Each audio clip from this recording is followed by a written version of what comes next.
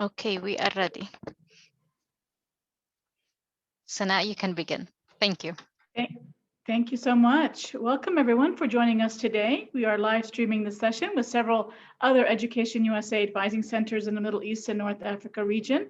And on behalf of the Education USA Network, we would like to also welcome our guest presenters from Illinois Institute of Technology, Samantha Deleon, Associate Director for International Enrollment, and Nick Rokop, Coleman Foundation Clinical Associate Professor of Entrepreneurship and Director of the Master of Technological Entrepreneurship. Our presenters will answer any questions you may have at the end of their presentation. So please feel free to enter your questions in the chat box or the comment section if you are viewing on Facebook. But before we begin the presentation, my colleagues Marwa and Yusur will introduce themselves and provide a quick overview of the Education USA mission for those of you who are joining us for the first time. Thank you. Thank you, Sana. Welcome everyone to tonight's session, and thank you for our speakers. Just a quick overview about the organization for people who are not familiar with it. So Education USA is a US Department of State network that's present all over the world with over 430 advising centers in 178 countries. And our role really is to promote US higher education around the world. We offer free and accurate information about the educational institutions for higher education in the US. And we help students who are interested in studying in the US through information sessions, individual advising consultations, pre-departure orientations for admitted students.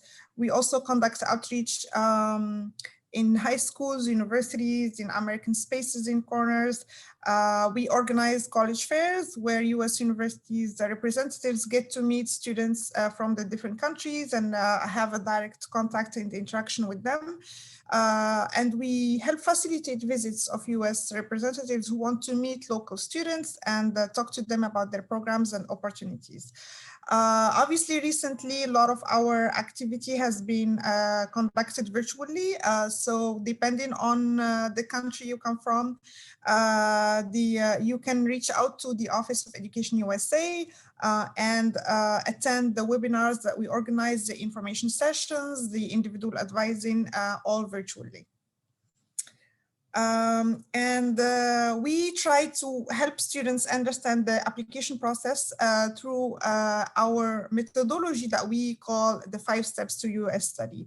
And when you go to the Education USA website, educationusa.state.gov, you'll find more details about every one of the 5 steps, starting with researching your options, financing your studies, where we post regularly opportunities for scholarships, and then guides to complete your application online. And hopefully when you get admitted and get your funding, the 4th step is applying for your student visa, and finally prepare for your departure. And as Education USA, as our role is to really help you throughout this process. Thank you so much, Yusur. Hi, everyone. Welcome to our session. My name is Marwa Shille, and I am the Education USA Advising Assistant based at the Amir East office in Ramallah, the West Bank. On the same website that Yusur just mentioned, we also have updates from the Department of Homeland Security, to students who are currently studying in the US or for those who are applying. Also, we have updates from ECA on exchange programs. And so make sure that you check out our website for such updates. Also on the same website, a lot of students and those who are interested in studying in the US, they usually ask us about financial aid opportunities. And on the Education USA website, you can find a section called Special Aid and Financial Aid Opportunities, where a number of US higher education institutions actually share their scholarship information on that website. And you can actually filter your options based, on the level of study that you are interested in, undergraduate, graduate, community colleges, and other options as well, depending on the US state and the location. So make sure that you check out this website, as we have so much information that you can learn from. Also, you can reach out to the Education USA Advising Center in your country through the Education USA website. We usually have different social media platforms, Facebook, Instagram, Twitter, and YouTube channel. And also you can reach out to us, of course, through our emails. For the West Bank, you can reach out to us on Ramallah at educationusa.org. For Morocco, you can reach out to Yusr at ysibari at educationusa.org. And today we are so happy to have two fantastic university representatives who will be discussing today's topic. And first, I'm going to hand it over to Samantha.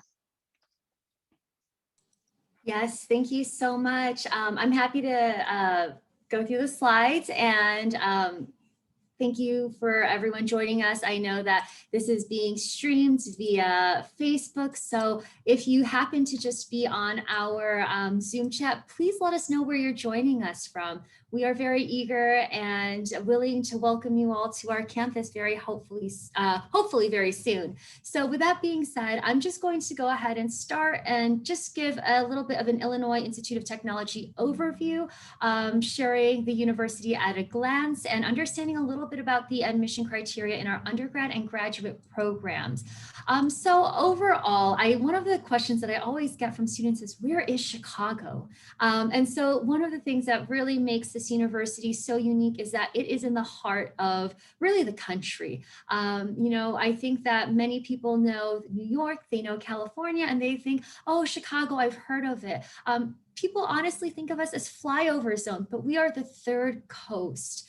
We are a powerful city that really you would have your potential to study, grow, not only academically, but professionally and socially. And I know that we're going to talk a little bit more about our interdisciplinary work, specifically our Master in Technological Entrepreneurship. So with that being said, one of the things that I really do highlight specifically for our university here is that if you've never heard about Illinois Institute of Technology, Illinois Tech, or for some of you who might even have family, friends, aunts or uncles who attended what they know IIT to be, it is the same university. So we are an institution that was founded in 1890, and the university was focused on providing an active learning community for students. Our award-winning, nationally and internationally recognized faculty are committed to providing our students an education rooted in creation and innovation. If that resonates with you, this might be a good place for you to study. And as a result, our graduates have gone on to make significant and lasting contributions, from the cell phone to skyscrapers to the Mars rover. And so the inventions and innovation of our alumni have changed the course of human history. That is really powerful. This is a university that you are stepping into. And one of the things that we really focus on is that opportunity and value. Illinois Tech is an engine of opportunity by providing the best return on your educational investment. So the Brookings Institute ranked us #1 in the Chicago region for occupational earning power. And Forbes ranked us as a top 25 STEM college in the nation. So these are the types of things that you are looking forward to when you are selecting an institution. When you actually take a little bit of a closer look at our university, you will notice that we are a smaller campus within that larger scope of being in the city of Chicago. Altogether, we have about 6,500 graduate and undergraduate students. We also have students transferring in from universities, not only here in the United States, but from overseas. And one of the things you'll see there is that our student to faculty ratio is 12:1. So that actually plays a really big role in making sure that you have that hands-on learning experience. We love that we have students from all 50 of our United States, and 34% of our students on campus are international. That plays a really big role for you because a lot of students usually typically ask us, well, so what are my options after graduation? What are things that I should know as an international student stepping into your university? And as you can see, we have students from all over the world, and we are very proud that we have encompassed diverse students to come in and to really learn and then apply that knowledge to the work setting. And you see that 88% retention there. That retention actually is really for undergrad students from the first year to the second year. That means students usually then will stay within the university. They are happy with their time, and then they want to continue and then graduate from our institution. So we do have information regarding the Illinois Tech program specifically. I know at the university, we do have a number of colleges, from the Armour College of Engineering, the College of Computing, our Lewis College of Science and Letters, our Stewart School of Business, our College of Architecture, Chicago-Kent's College of Law, and the Institute of Design. One of the things that really makes Illinois Tech unique and special is the fact that we are heavily interdisciplinary. And because we do have a special guest speaking with us about the MTE, or the Masters in Technological Entrepreneurship, you're going to hear a lot more about this program. So I'm not going to steal his thunder. I'm just going to put that out there. But I do want to do a little bit of a pivot into the admission criteria, because this is a time when I really want to share what it takes to be a student at our university. And you know, I really do want to say that this can be applied to multiple institutions across the nation, but I do want you to be specific. If you do decide to apply for multiple institutions, don't take this and say, oh, but Illinois Tech says that these are all their criteria, so this applies to all of the other universities I'm thinking of applying for. Again, this is specific to Illinois Tech, but mostly it can be kind of like an umbrella to understanding how to even apply to a university. So the first thing is, universities across the nation will have maybe their own online application, and this is for master's and PhD students.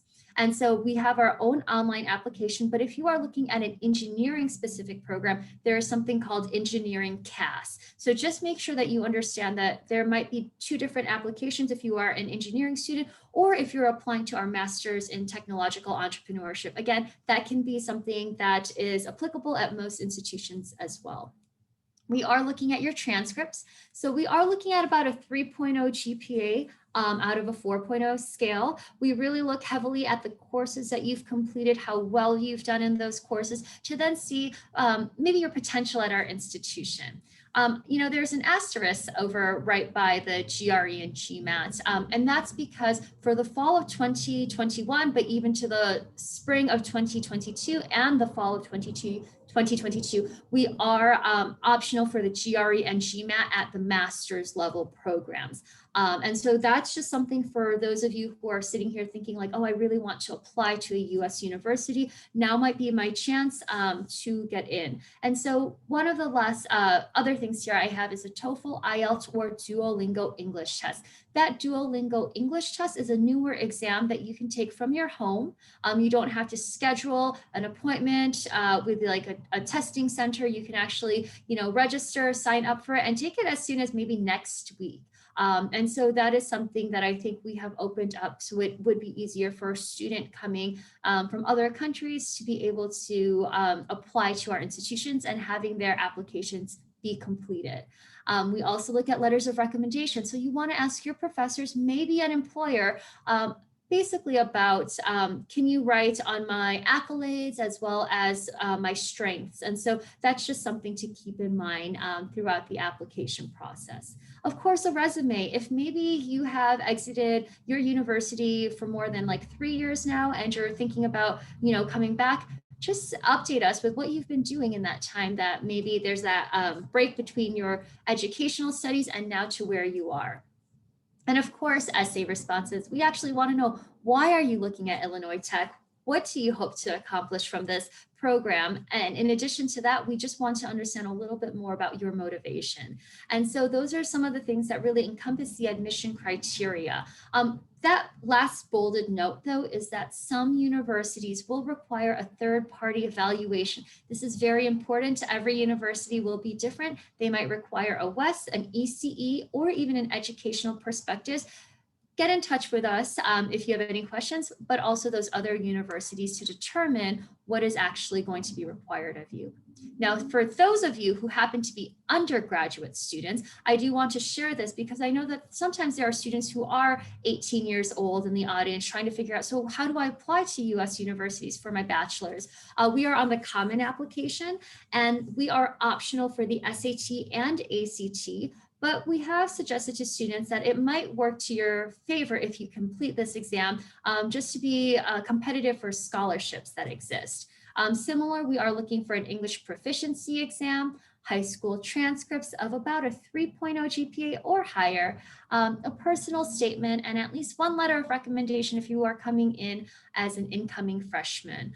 And one of the things about the undergrad application is there is no application fee for our students. But take a look at what we are recommending for our students. Again, we are a STEM university, so we do want to see that you have been successful in math and science, as well as your English courses. So just to keep that in mind.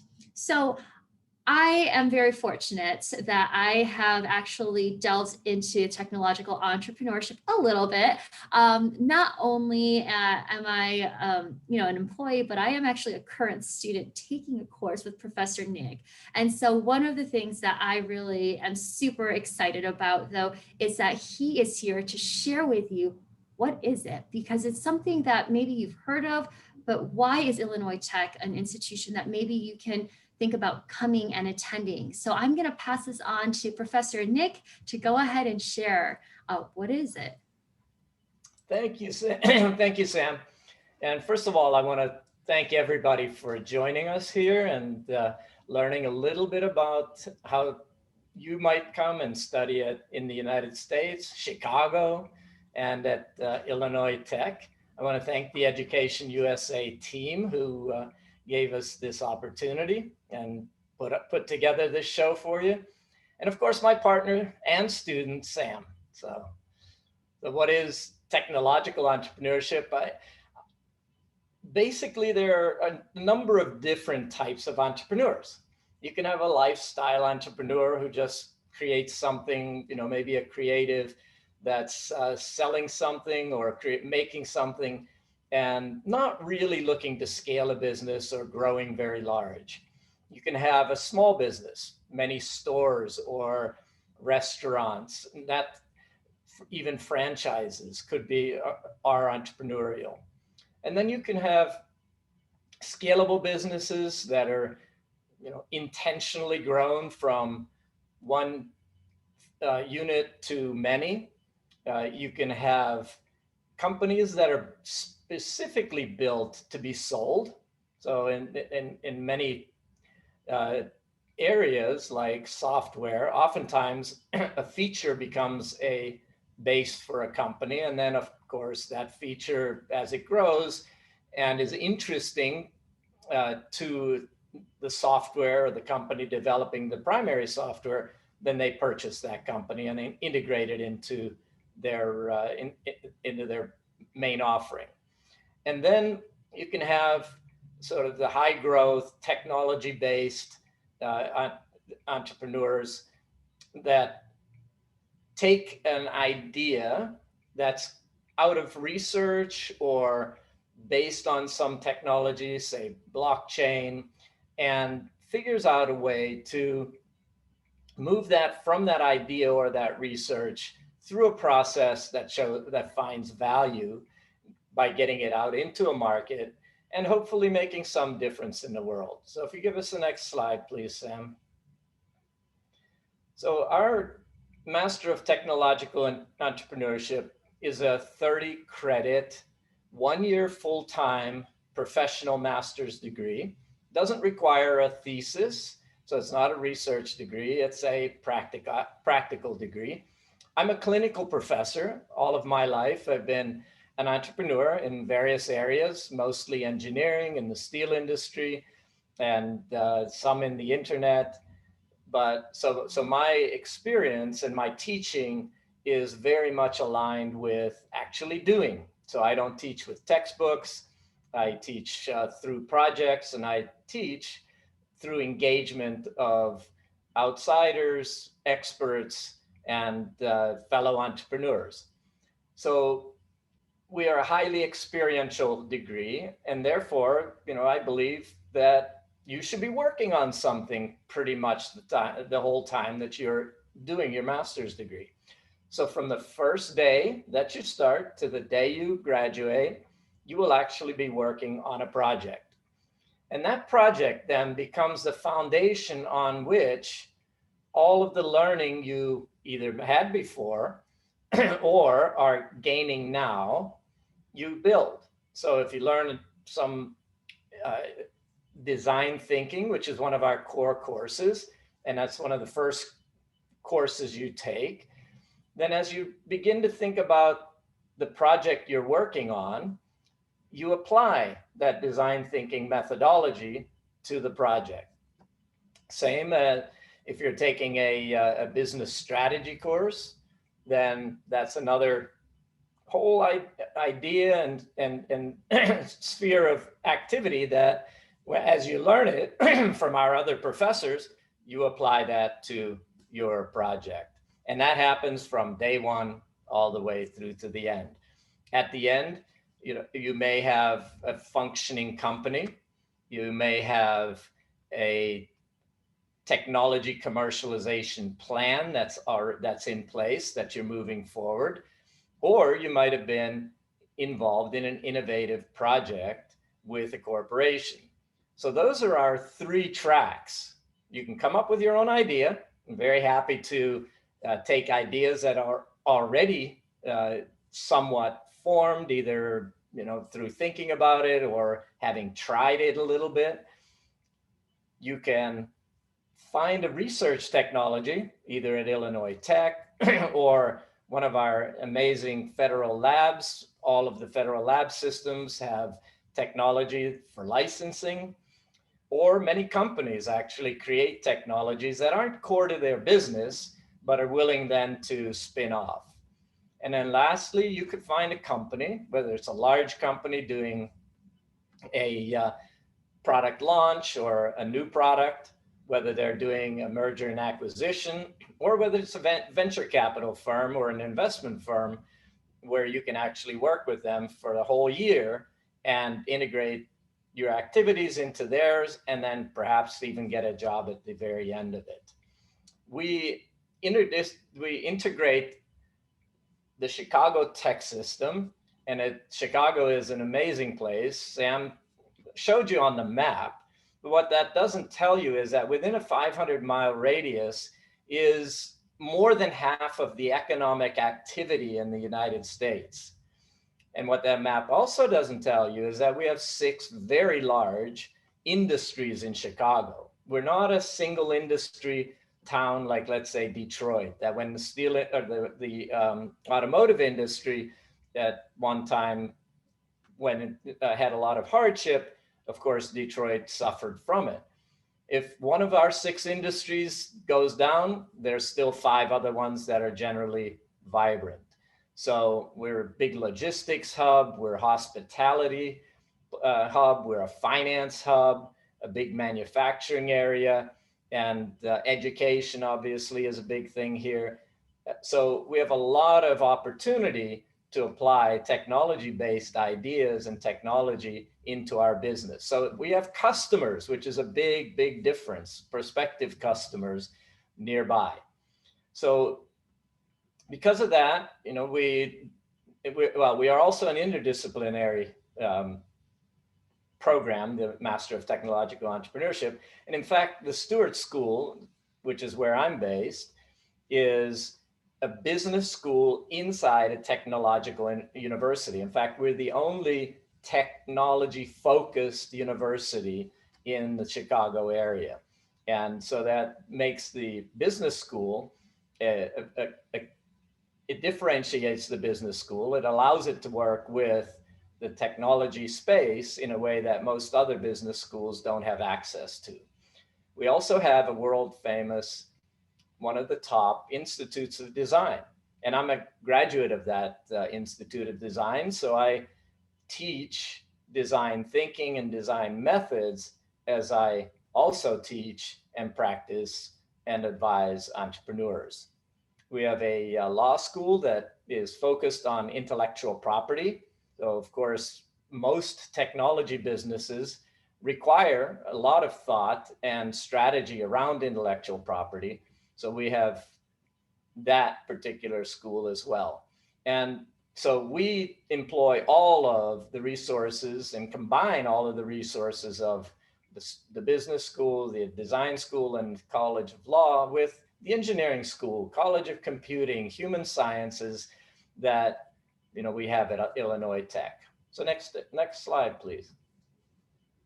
So with the MT, I'll just give you a few examples of some of the projects and some of the companies that have actually spun out of and been developed by students that worked with me or studied under me. So one of the students in the law school actually developed a legal technology company a number of years ago when he saw the problem that people needed lawyers but had no way to find them easily.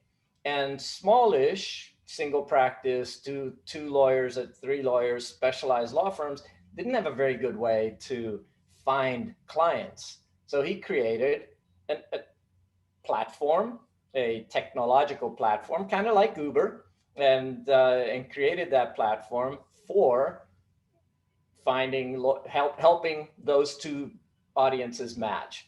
And over the course of a number of years, built that business and eventually sold that business to LegalZoom, which is a very, very large legal technology company. Another one of my students who was focused on disabled, where she came up with an idea to develop assistive technology for the blind.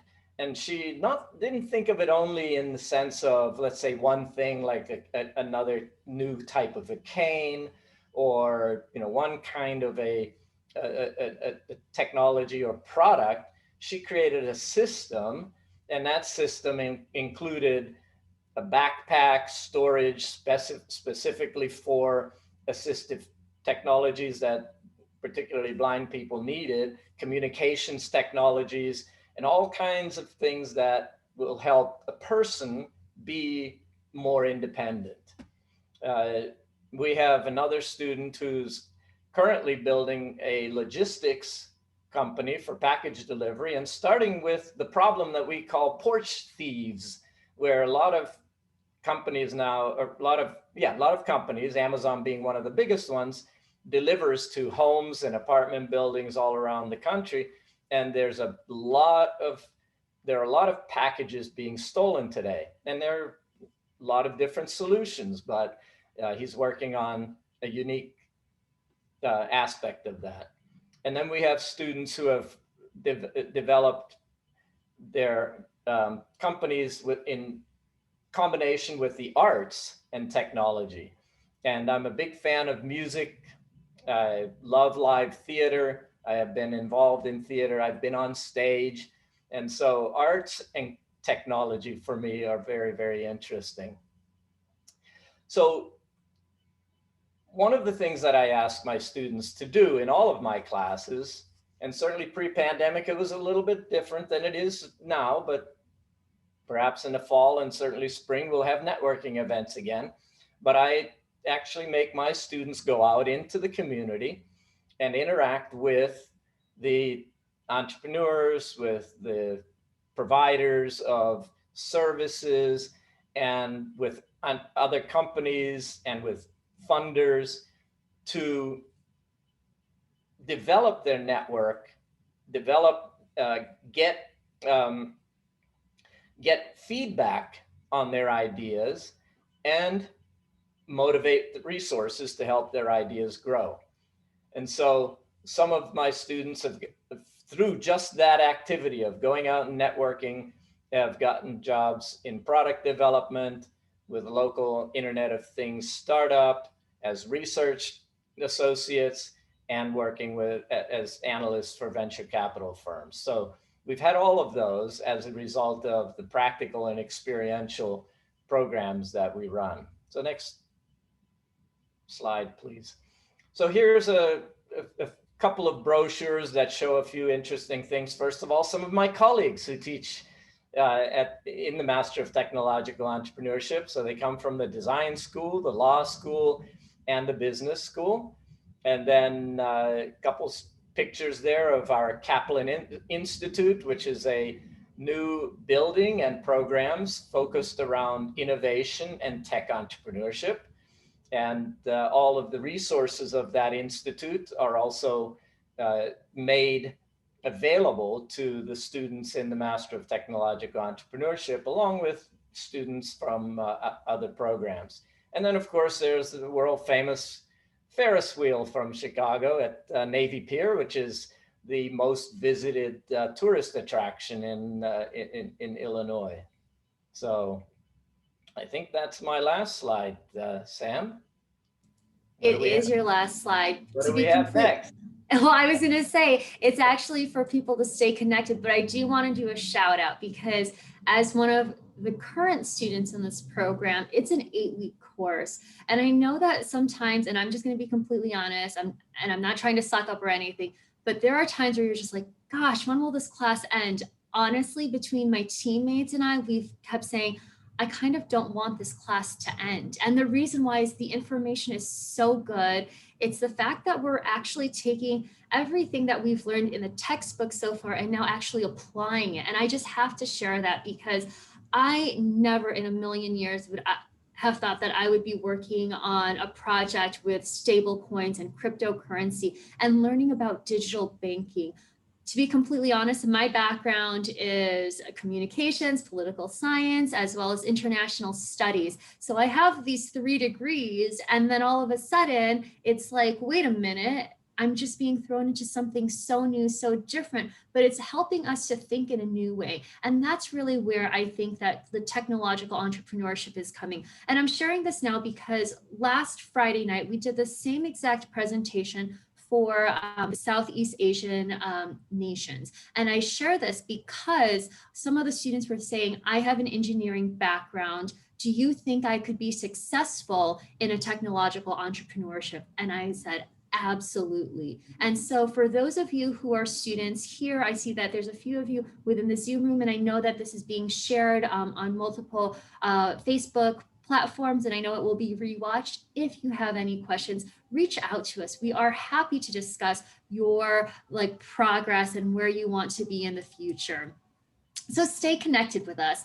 You can use this QR code and it will link you to Illinois Tech. It will give you information about our university and get you updated on things that are happening within our campus and community. And so we really do welcome people who have different backgrounds to maybe even pursue this program.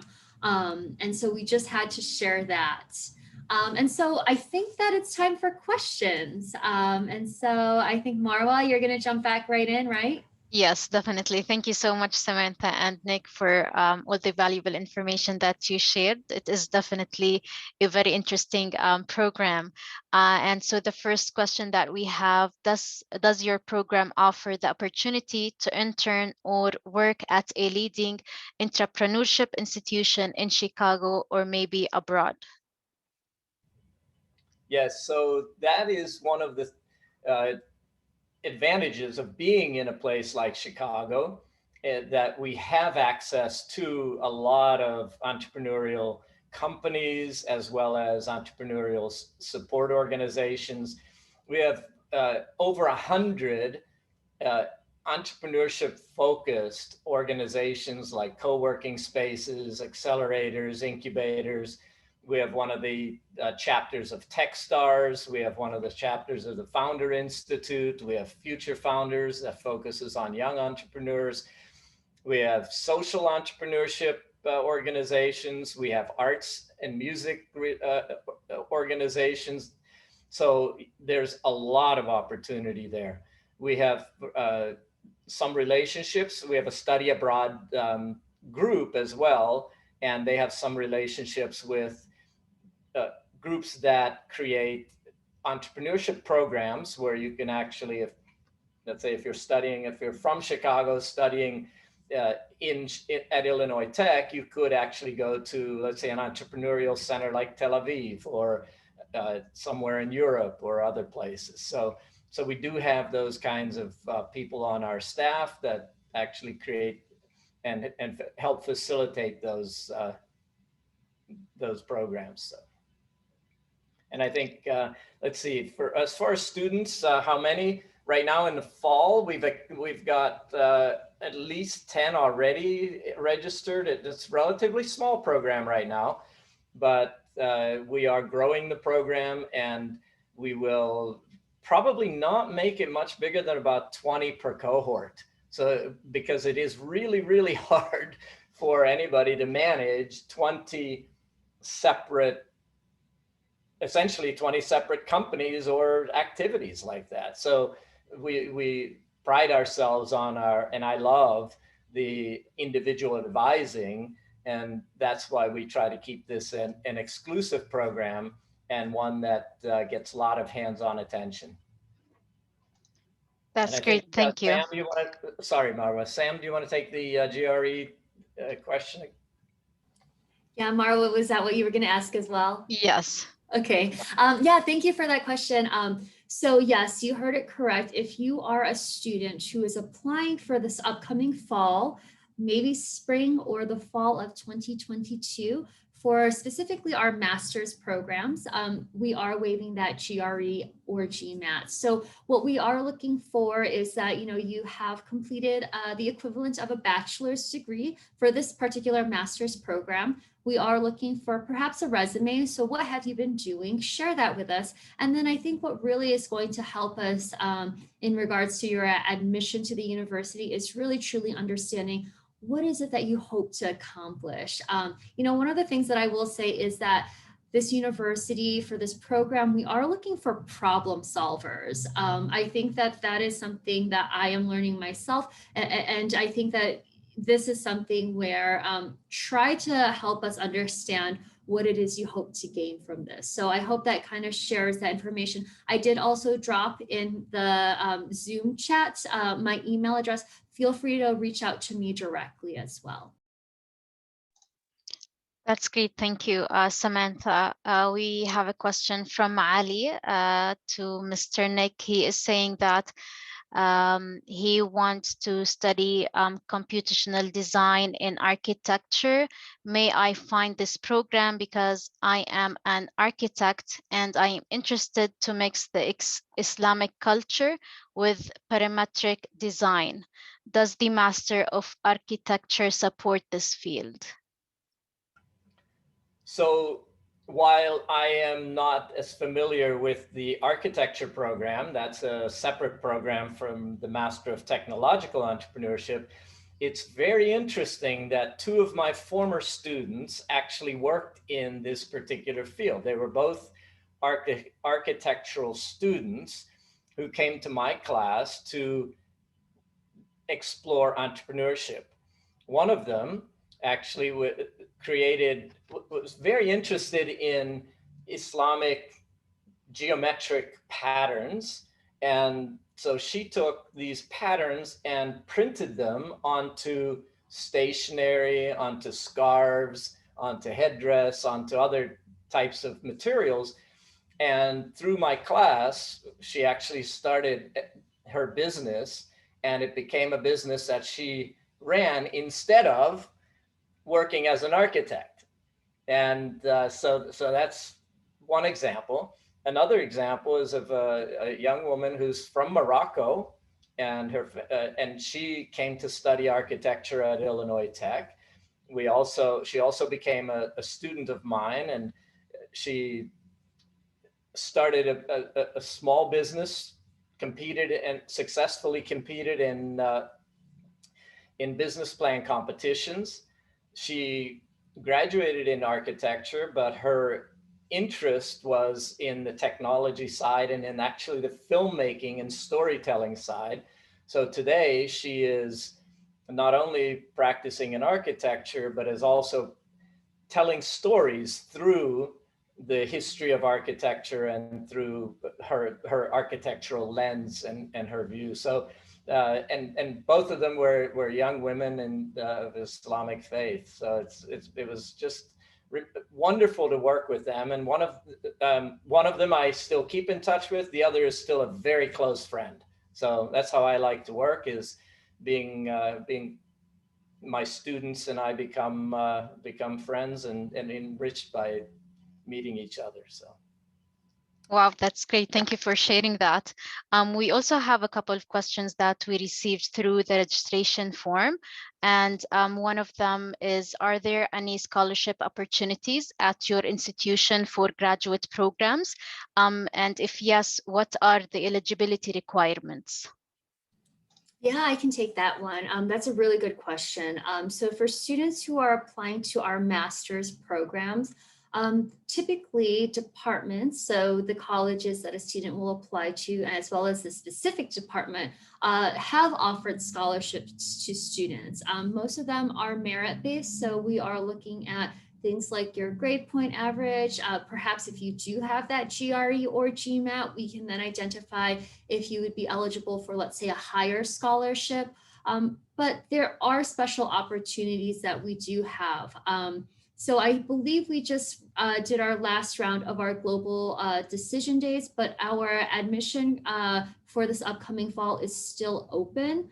And so if you are thinking about applying for this upcoming fall or spring, get in touch with me just so I can help you in regards to the admission process for those programs, because we are still welcoming applications. So yes, there are scholarships at both the undergrad as well as the graduate level. I have seen typically the graduate scholarship about $10,000. And again, if you are an exceptional student for, let's say, PhD programs, I have seen that some of the departments do and have offered some type of assistantship to students. But again, exceptional students will be the key word there. That's great. Thank you, Samantha. Our next question is, can you share some tips and recommendations on how current university students can build a competitive profile if they would like to pursue their study in the US after they graduate? Yeah, Nick, go ahead and take that one. So one of the jobs that I have as program director is I get to read and look at a lot of applications and resumes and essays.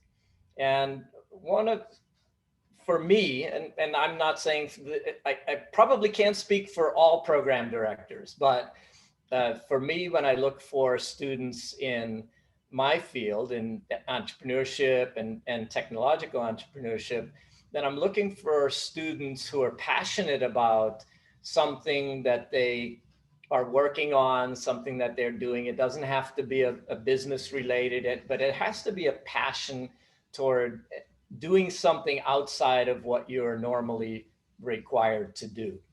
And I'm a big fan and believer in side hustles, side jobs that then become something much bigger. And also these side hustles are just practice. So if you think about how you learn a sport, you don't learn a sport by reading about it. You don't learn a sport by watching it. You learn a sport by playing it. And so the skills that you need to be a successful entrepreneur, and actually to be successful anything, you have to practice them. And for entrepreneurship, practicing is doing some of these projects, doing team projects and so on. So what I look for when I read the applications is, have you done something that differentiates you, that makes you unique, that stands out to me, that says, wow, this is a person I want to get to know because I want to find out what they've been working on. And I really am interested in a lot of the different things that students are working on. So if you have opportunities to lead a project or to do something that, typically you wouldn't think of another student doing, then do it and write about it and highlight it. And certainly the essay is a very, very important part of it, more important even than, let's say, recommendations, because we want to know you. We want to know how you would, what your aspirations are, how we can help you. That's what I want to be able to read there and say, wow, this person has incredible dreams. And yeah, I want to be a part of that dream. And that's really the motivation that you need to find out how to tell, whether it's prospective partners, co-founders, employees when you're running a company, customers when you're selling something. So these are the things I look for. So those are the things that will make you competitive. So things that are unique, things that stand out, things you're doing that others like you aren't. And that's what I look for. Definitely. Thank you so much, Nick. And we have one more question. Does your respective institution offer any full online programs for master's degree? So, that's a really good question, right? Because I think in this time, a lot of universities have pivoted to offering programs online. We intend for our programs specifically to be, hands-on, and we really do thrive on making sure that students do have that engagement in person. And so there may be options to take some of our programs online, but our intention is really some of the programs to be in person. Nick, I don't know, I don't want to put you on the spot, but Professor Nick, what are your thoughts for the MTE program if that were to be online? Because I think, again, the university really is promoting being back on campus for various reasons. Yeah, so our preference in all of our education is for in person, and there's a big reason for me. So particularly undergraduate, there's a big difference between a young person at 17, 18 coming into college and a 22-year-old, 23-year-old graduate. And it's not, the difference doesn't come from attending classes. You can learn, you can read books, you can learn all that by yourself. What creates the maturity is the interactions that you have on campus, the interactions, the friends you make, the activities you participate in, and all the things you do on campus. We can't replace that, certainly not on the undergraduate level. Now at the Stewart School, we instituted a couple years ago a full online AMBA, our accelerated MBA program. And so that's an MBA program, which, typically MBA programs and the AMBAs are for people who are already professionals. They have some work experience. They're probably reasonably mature already. They have their friends, they have their network, they live wherever they live. They don't need that complete college experience that the undergraduates need. The Master of Technological Entrepreneurship is a bit of a different degree. It is an experience. I call it an experience, not a degree. Portions of it absolutely can be done online, but the primary value that is working with the community is really not effectively done except in person. So what we're developing are opportunities for hybrid programs where, certainly there may be some online courses, the ones that are appropriate to be taken online, but then the core of the courses would be in person. And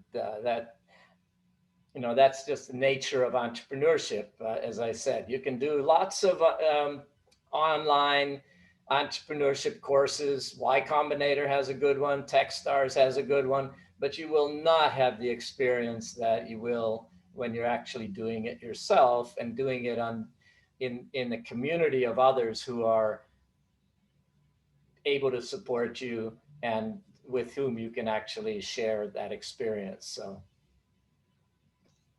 Yes, and let's hope that things will get better for the next academic semester in the fall, and students can enroll and travel to the US and be on different US campuses. Thank you so much, Nick, and thank you so much, Samantha, for everything that you shared today, and for the feedback and for the success stories that you shared about your students. It was a great session. Would you like to say a few things before we end this? I just want to say thank you to, Education USA for continuously just supporting us, supporting you students in, the Middle East and North African region to come and study in the United States. I know that you will have a choice of where you want to go, but I really do hope that you can prioritize Illinois Tech as being an institution that perhaps you can study in the future, because I do believe that technology is definitely where we're headed. I think this program can take where and what you have studied to the next level, because I really think that the world definitely always needs more entrepreneurs. It is a world that definitely needs to have the problem solvers. And we do believe that that education can live at a tech university like Illinois Institute of Technology.